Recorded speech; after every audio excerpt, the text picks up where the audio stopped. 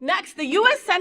Census doesn't yet ask people questions about their sexual orientation. However, the 2021 census in England and Wales did introduce an optional question asking people how they identify their sexuality and gender identity. The data is still being analyzed, but PA Media has crunched the numbers of sexual orientation and professions, and it has found that there are 4 professions where at least 1 in 10 identify as gay or bisexual. These are coffee shop workers, okay? So there's a high percentage of coffee shop workers that are gay. I know. Don't look at me with that face, okay? There are also a lot of LGBTQ plus folks who work at theme parks. I know. Why are you looking at me in such a weird... It's really interesting that they're not of a professional realm, right? Like these are people that are mostly in service positions. I wonder why. Is it because our people are being pushed in that direction? Like, I wonder what the background for something like that is, because you're not talking about these people aren't doctors and lawyers.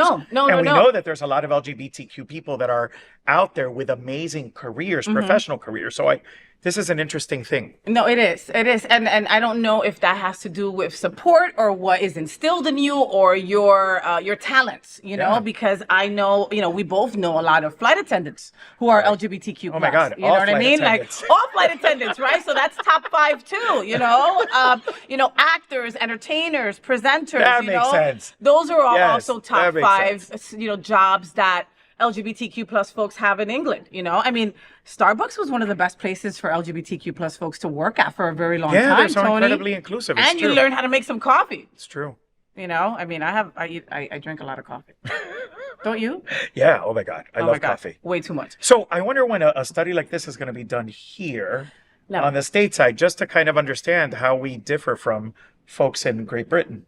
I don't know. I mean, again, come on. Hasn't it just been recently where they've wanted to even start counting us in the census, so to speak? Well, I mean, but in all fairness, a lot of LGBTQ people, specifically people of color, people of trans experience, don't want to be counted necessarily, right? Specifically in the state of Florida, let's talk about Florida. We have a ton of immigrants in the state of Florida.